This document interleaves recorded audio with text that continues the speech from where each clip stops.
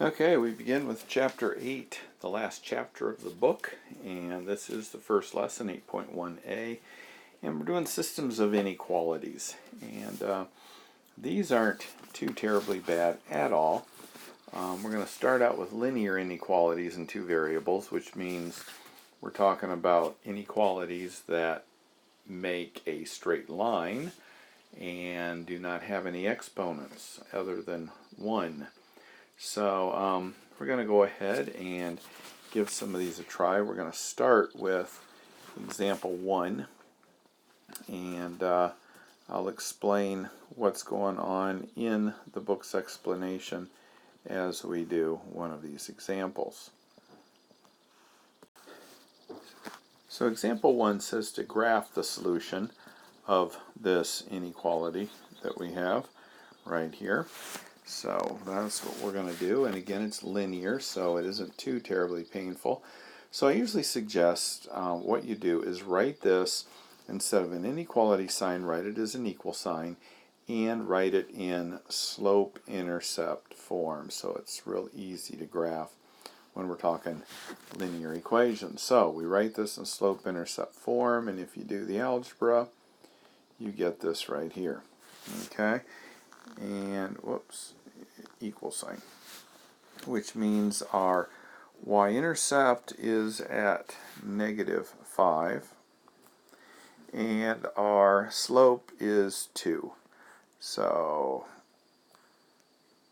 we get that right there, which gives me a line just like I've got there.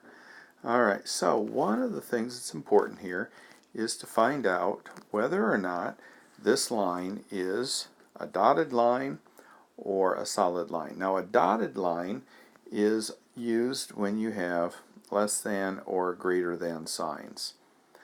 A solid line is when we have greater than or equal to or less than or equal to signs. And that's the case here. So therefore my line will be solid. So there's the equation there. Okay, so now what we need to find out is, since this is less than 15, I have to find an x and a y that will make this a true statement. I'm not making it a statement saying it is equal to 15. I'm making a statement saying that it is going to be less than or equal to 15. So what I do is I pick a point on either side of the line. Okay, so I'm going to pick easy points. I'm going to pick 0, 0. Okay, and I'm going to put 0, 0 in for x and y and see if that's a true statement. It is a true statement. Therefore, everything on the side of 0, 0 is going to be shaded.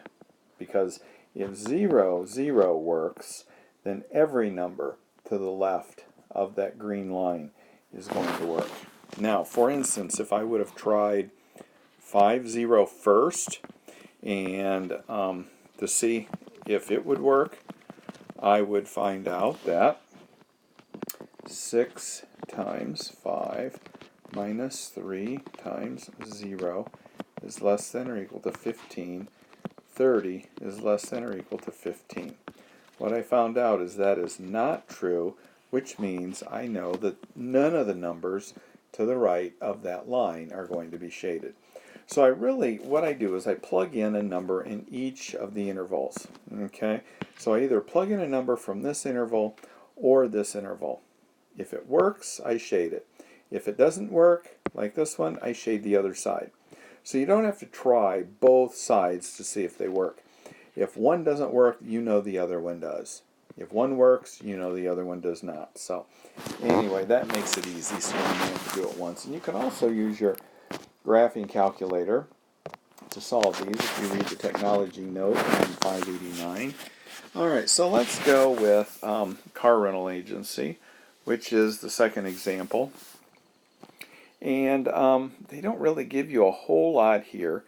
They just refer you back to the section preview And and they just say that you've got some money to buy these cars. You're buying 71 cars, and you have $1,260,000, and you're trying to buy two different kinds of cars: compact cars and mid-size cars. And the cost for a compact is $15,000. The cost for a mid-size is $28,000. Okay, we're buying 71.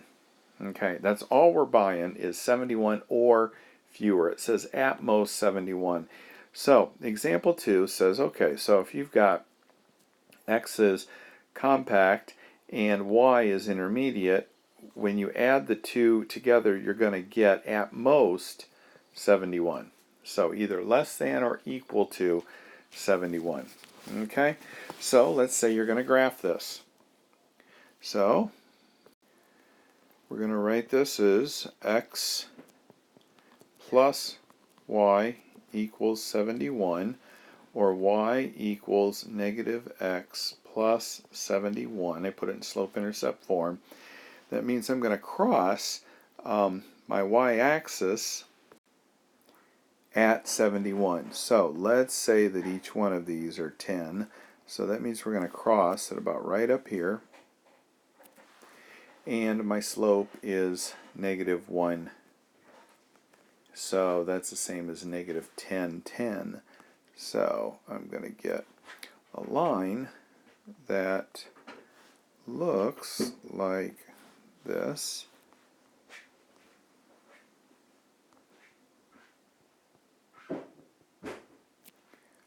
Something like that, close to it anyway. And I need to find out what my possible X and Y's are that are going to make it less than or equal to 71. So again, I pick a number over here, or I pick a number up here. Well, I like to pick 0, 0 because it just makes life easier. So let's pick 0, 0 and see if that makes this a true statement. 0 plus 0 is less than or equal to 71. 0 plus 0. Okay, that is a true statement, meaning that everything, let's do this in highlighting, okay, which makes all of this a true statement, right? Okay, problem I run into is X is the number of cars that are compact, and Y is the number of cars that are intermediate, which if I'm buying a quantity of cars, I have to have a positive number. I can't buy negative cars, which means that none of this shaded stuff in the negative part of this graph is going to work, right? So I get rid of all of this. So any quantity that I buy where my X and Y are in here is going to actually work for me, because X has to be greater than 0 or equal to 0. We could buy 0 compact cars and 71 mid-size, or Y can be 0.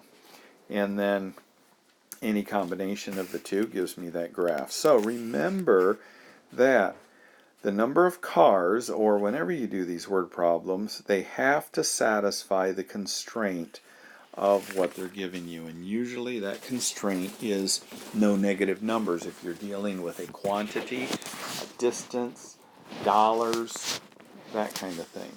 Okay, so let's go ahead and look at example number 3. So example number 3, we've still got this rental car place that they have $1,260,000 to spend on cars. They're just wanting to spend all that money.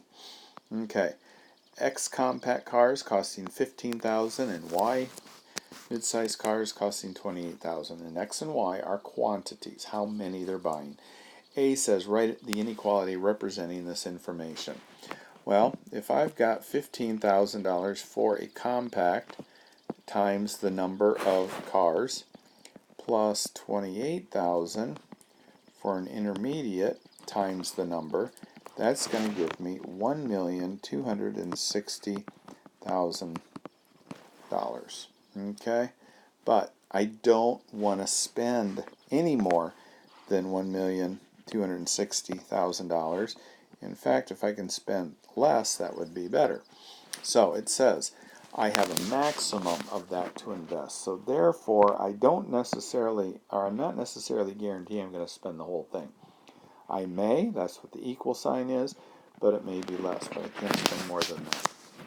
And then it says graph this inequality on the coordinate plane. So you can plug this into your graphing calculator and get an answer, or you can do it by hand. So first of all, what you're going to do is you're going to change this less than or equal to an equal sign. Okay, and you're going to graph that line, and you're going to get some graph that, you know, does something like that. Okay, now because this was a less than or equal to sign, my line is going to be dotted, because this equal to part here means it can be points on this line. If I didn't have this equal to sign, it would be dotted, meaning that it does not include any of the points on this line. But we need to show the line dotted to show where the barrier is, okay, where the border is. Okay, so we've got that graph, and again, because we can't go into the negative region, I know that my answer is going to be somewhere in there. Okay? That's going to satisfy it. Alright, so the next video will be a continuation of this, and we'll start with systems of inequalities in two variables, and it really doesn't get any harder than this.